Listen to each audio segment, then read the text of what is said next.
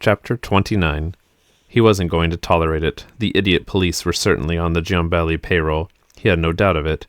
Of course they could prove nothing, but the muscle in Jerry's cheek twitched as doubts danced in his head. No, he was sure of that, sure of it. He'd been very, very careful, but that was beside the point. The Giambellis had publicly humiliated him once before. Ivano's affair with his wife had put his name on wagging tongues, forced him to change his life and his lifestyle. He could hardly have remained married to the unfaithful slut, particularly when people knew. It had cost him placement and prestige in the company. In his great-uncle's eyes, a man who lost a wife to a competitor could lose accounts to a competitor, and Jerry always considered the Lacour heir apparent, particularly by himself, had been taken down a painful peg. The Giambellis hadn't suffered because of it. The 3 Giambelli women had remained above it all. The talk of Pilar had been respectful sympathy, of Sophia quiet admiration, and there was never talk of the great La Signora, or hadn't been, Jerry reminded himself, until he'd made it happen.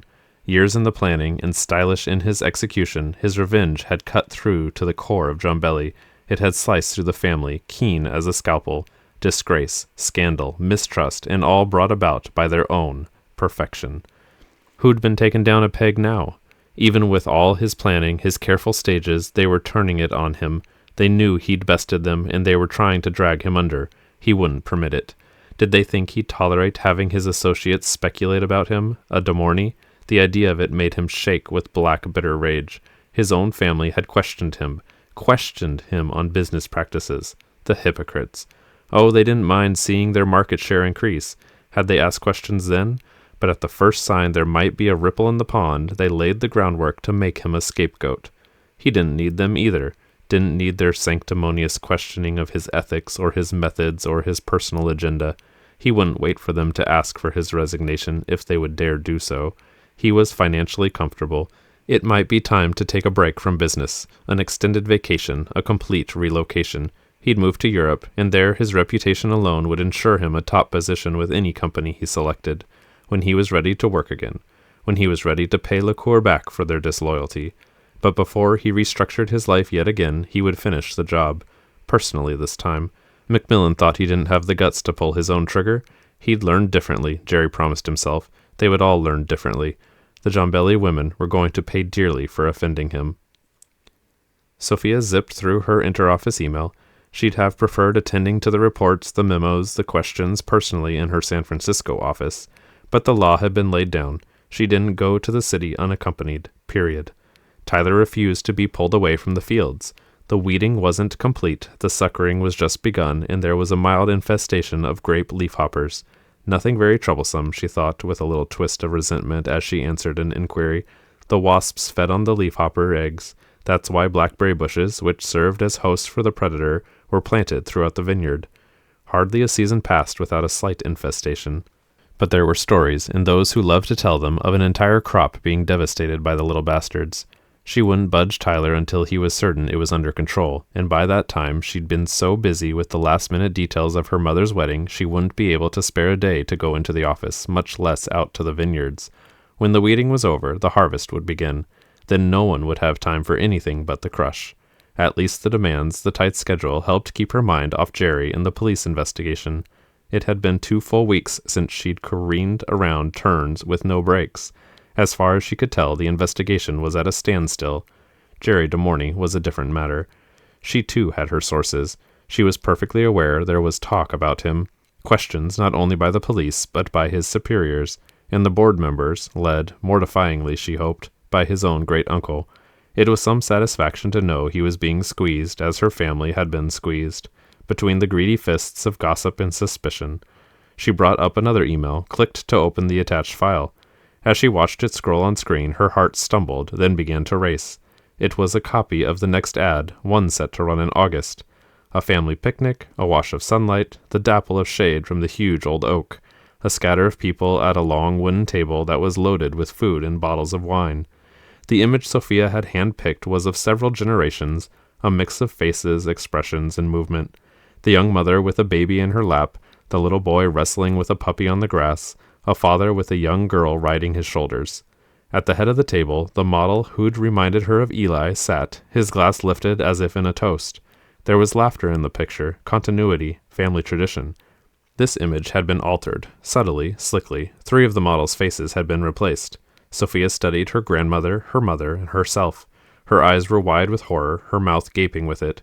Stabbed into her chest like a knife was a bottle of wine. It read, "This is your moment. It'll be the death of you. And yours." "You son of a bitch, you son of a bitch." She jabbed the keyboard, ordered the copy to print, saved the file, and then closed it. He wouldn't shake her, she promised herself, and he wouldn't threaten her family with impunity. She would deal with him. She would handle this. She started to slap the hard copy of the ad in a file and hesitated. "You're a handler," Tyler had told her. Suckering the vines was a pleasant way to spend a summer's day. The sun was warm, the breeze mild as a kiss. Under the brilliant blue cup of sky, the circling vacas were upholstered with green, the hills rolling down lush with the promise of summer. His grapes were protected from the streaming midday sun by a lovely verdant canopy of leaves. Nature's parasol, his grandfather called it. The crop was more than half its mature size, and before long the black grape varieties would begin changing color, green berries miraculously going blue, then purple as they pushed toward the last spurt of maturity and harvest.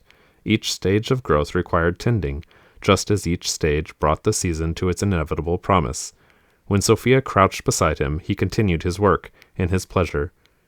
"I thought you were going to hole up in your office all day, waste this sunshine. Hell of a way to make a living, if you ask me. I thought a big, important vintner like yourself would have more to do than suckering vines personally." She combed a hand through his hair, lavishly streaked by the sun. "Where's your hat, pal?"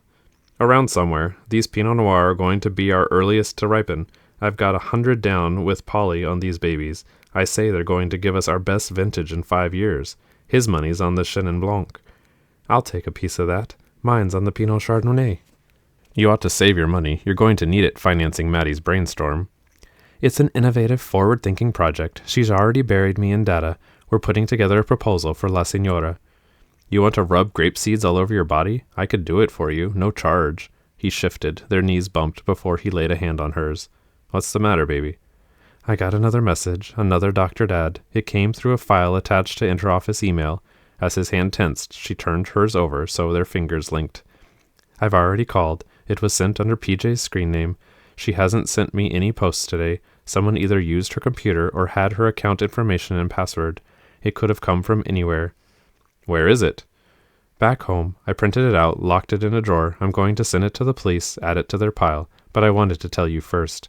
As much as I hate the idea, I suppose the thing to do is call a summit meeting so everyone in the family's aware and on guard. But I wanted to tell you first." He stayed as he was, crouched, his hand dwarfing hers. Overhead, a cloud teased the edges of the sun and filtered the light. "Here's what I want to do. I want to hunt him down and peel the skin off his bones with a dull knife. Until that happy day, I want you to promise me something." "If I can." "No, Sophie, there's no if. You don't go anywhere by yourself, not even from the villa to here, not even for a walk in the gardens or a quick trip to the goddamn mini-mart. I mean it. I understand how worried you are, but you can't understand because it's unreasonable. It's indescribable." He tripped her heart by bringing her free hand up, pressing his lips to the palm. "If I wake up in the middle of the night and you're not there, I break out in cold sweat." "Ty." "Shut up. Just shut up." In one fast and fluid move, he got to his feet to walk off the nerves and the rage. "I've never loved anyone before. I didn't expect it to be you, but it is, and that's it. You're not doing anything to mess this up for me." "Well, naturally, we can't have that." He turned, gave her a look of profound frustration. "You know what I mean, Sophie." "Fortunately for you, I do. I don't intend to mess this up for you, or me either." "Great. Let's go pack your things." "I'm not moving in with you." "Why the hell not?" Frustration had him dragging his hands through his hair. "You're there half the time anyway, and don't give me that lame excuse about needing to be home to help with the wedding." "It's not a lame excuse. It's a reason. Potentially a lame reason. I don't want to live with you." "Why? Just tell me why." "Maybe I'm old-fashioned." "Like hell you are." "Maybe I'm old-fashioned," she repeated, "in this one area. I don't think we should live together. I think we should get married." "That's just another—" The word sank in, momentarily dulled his brain.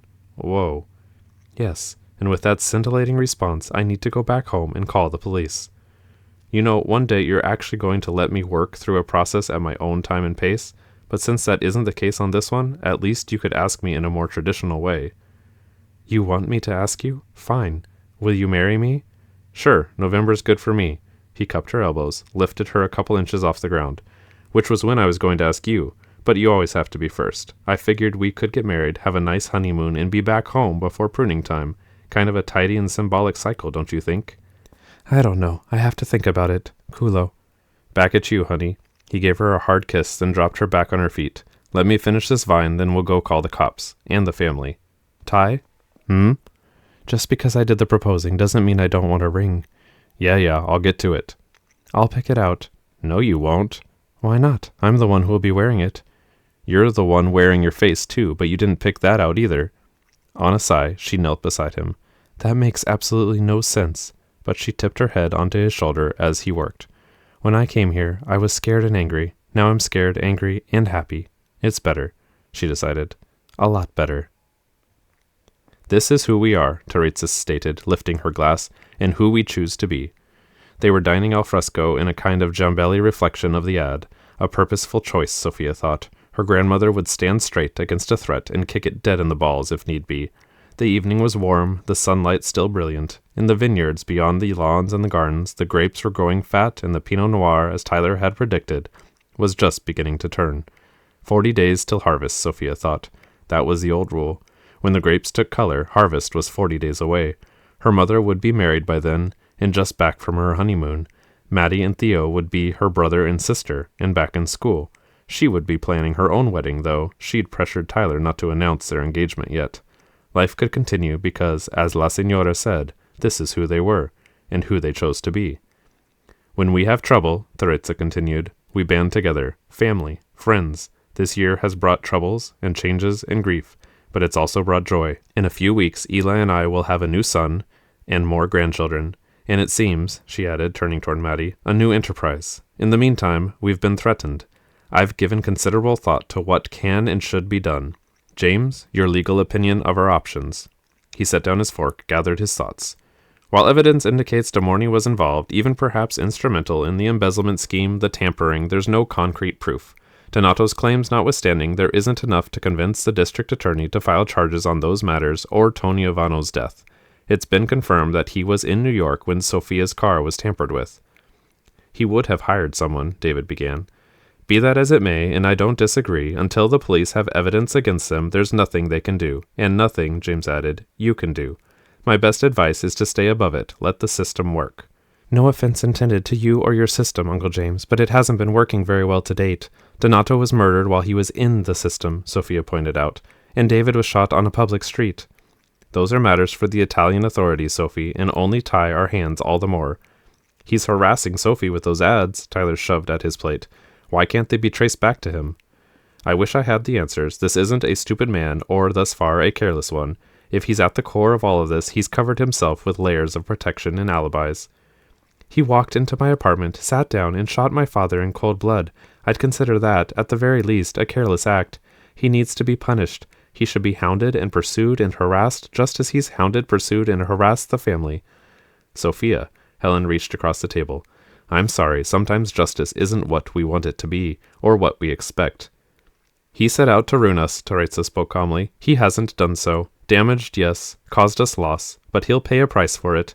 Today he was asked to resign his position at Liqueur. I'm pleased to believe that discussions Eli and I had with certain members of their board, and discussions David had with key executives, bore this particular fruit. She sipped her wine, enjoyed the bouquet. I'm told he didn't take it well. I'll use whatever influence I have at my disposal to see to it he finds no position at any reputable winemaker. Professionally, he's finished. It's not enough, Sophia began. It may be too much, Helen corrected. If he's as dangerous as you believe, this sort of interference will push him into a corner, make it only more imperative that he strike back. As a lawyer, as your friend, I'm asking you, all of you, to leave it alone. Mom, Link shook his head. Could you? Yes. The single syllable was a fierce declaration. To protect what mattered most, I could. I would. Teresa, your daughter is about to be married. She found happiness. She's weathered a storm, and so have all of you. This is a time for you to celebrate, to move on, not to focus on revenge and retribution. We each protect what matters most, Helen, in our own way. The sun's going, she said. Tyler, light the candles. It's a pleasant evening. We should enjoy it. Tell me, do you still pit your Pinot Noir against my Chenin Blanc? I do. He worked his way down the table, setting the candles to flame. Of course, it's a win-win situation as we're merged. When he reached the head of the table, he met her eyes. Speaking of mergers, I'm going to marry Sophia. Damn it, Ty, I told you. Quiet, he said so casually. Sophia sputtered into silence. She's the one who asked me, but I thought it was a pretty good idea. Oh, Sophie! Pilar leaped up from the table and rushed to throw her arms around her daughter. I only wanted to wait until after your wedding to tell you, but Big Mouth here couldn't keep it shut. That part was her idea, too, Tyler agreed as he circled the table. Sophie's not wrong that often, so it's hard to get it through her head when she is. The way I figured it, you just can't have enough good news. Here. He grabbed her hand, holding it when she tugged. He took a ring out of his pocket and slipped the simple and spectacular square-cut diamond on her finger. That makes it a deal. Why can't you just... It's beautiful. It was my grandmother's, Macmillan to Jombelli. He took her hand, lifted it, and kissed it. Jombelli to Macmillan. It works for me. She sighed. I really hate it when you're right. Revenge, Jerry decided, made stranger bedfellows than politics. Not that they'd quite gotten to bed yet, but they would. Renee was so much easier a mark than he'd have believed. I appreciate your seeing me like this, listening, hearing me out. He reached for Renee's hand. I was afraid you believed those vicious rumors the Jombellis are circulating. I wouldn't believe any of them if they said the sun came up in the east. Renee settled back on the sofa, made herself cozy. Over and above her loathing for the Jombellis was a keen sense for a man with money. She was quickly running out of cash. Tony, damn him, hadn't been honest with her. She'd already sold off some jewelry, and if she didn't land another fish soon, she'd have to go back to work. I'm not saying I didn't play hardball. That's my job. Believe me, LaCour was behind me all the way, until things got sticky. Sounds like the way the Jombellis treated Tony. Exactly. Oh, he'd use that and her innate hatred to turn his tide. Dawn offered me inside information. I took it. Of course, the Jombellis can't have that stand, can't abide people knowing they were undermined by their own. So it has to be me. I have to have coerced or finagled or bribed or God knows. I took what was offered. It's not like I held a gun to their heads. He broke off, squeezed her hand. Geez, Renee, I'm so sorry. What a stupid thing to say. It's all right. If Tony hadn't lied to me, hadn't cheated, and snuck around with that little tramp who worked with Sophia, he'd still be alive today. And she wouldn't be damn near broke. Chris Drake. For effect, he pressed a hand to his brow. I didn't know about her and Tony before I hired her. The idea that she might have had something to do with Tony's death. If she did, she was still working for them. They're behind it, all of it. Could she be more perfect? He only wished he'd thought of using Renee months before. They've ruined my reputation. I guess I brought part of that on myself. I shouldn't have wanted to win so much. Winning's all there is. He smiled at her.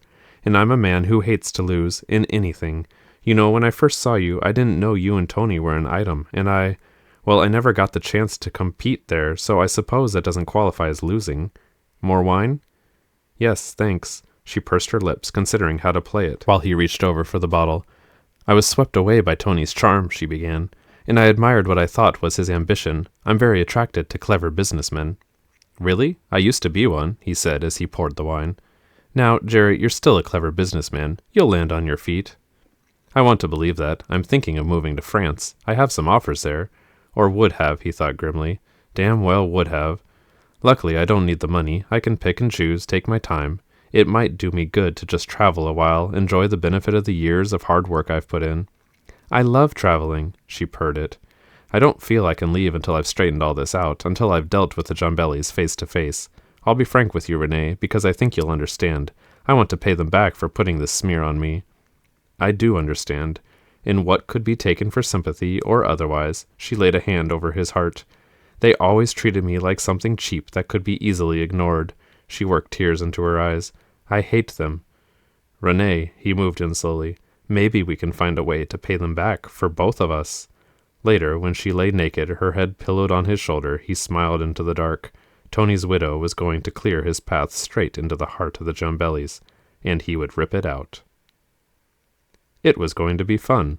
Renee dressed carefully for the role she was about to play. Dark, conservative suit, minimal makeup.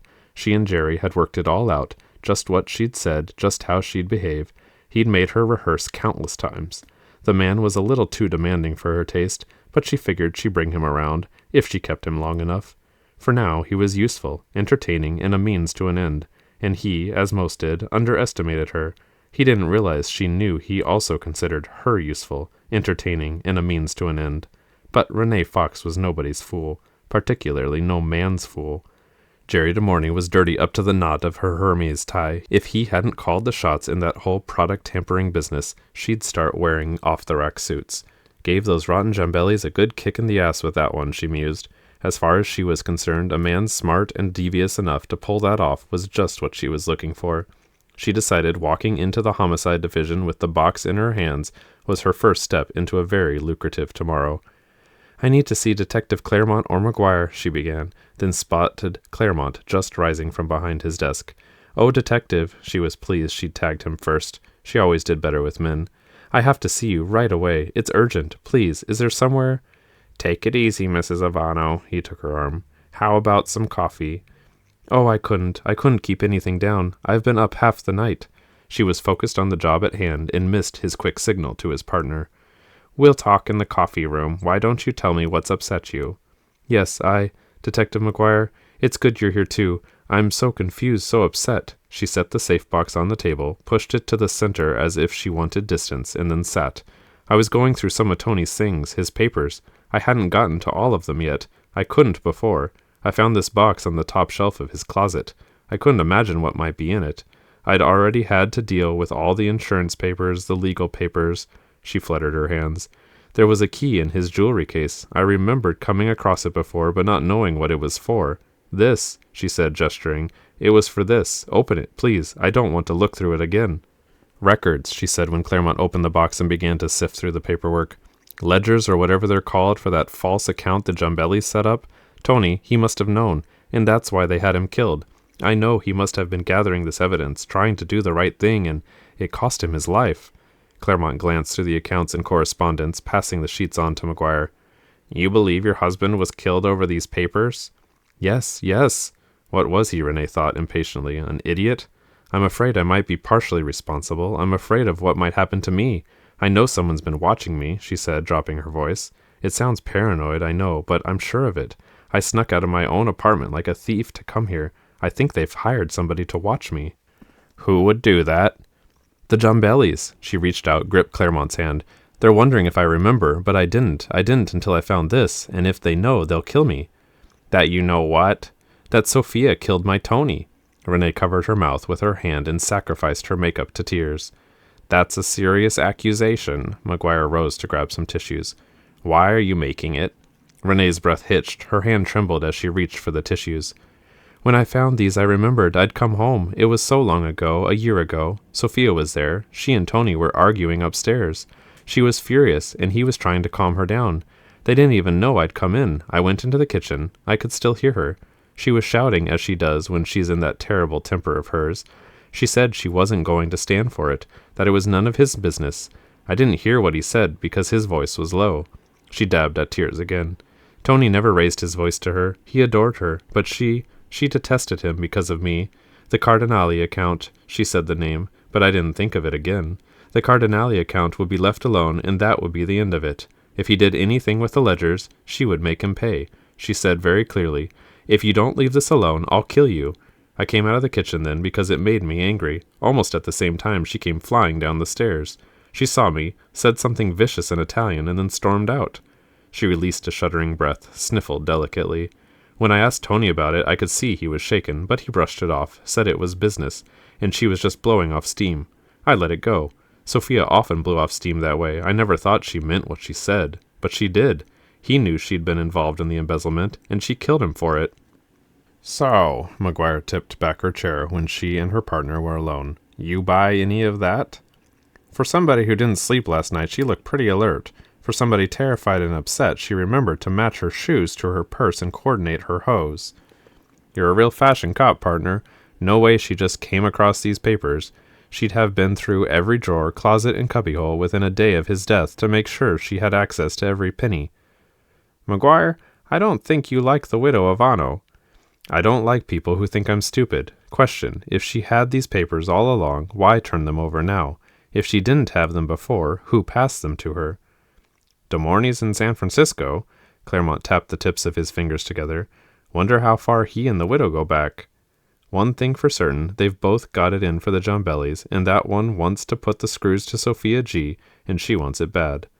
Bad enough to give a false statement to the police?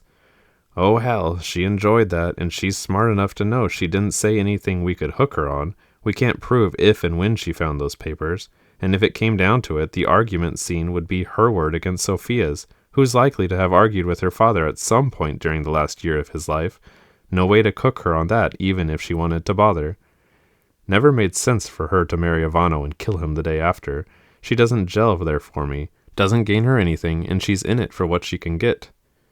If we bought this, she could cop a little revenge. That's what she's after now. Yeah, and so's De Morney, Claremont rose. Let's see how tight we can link them.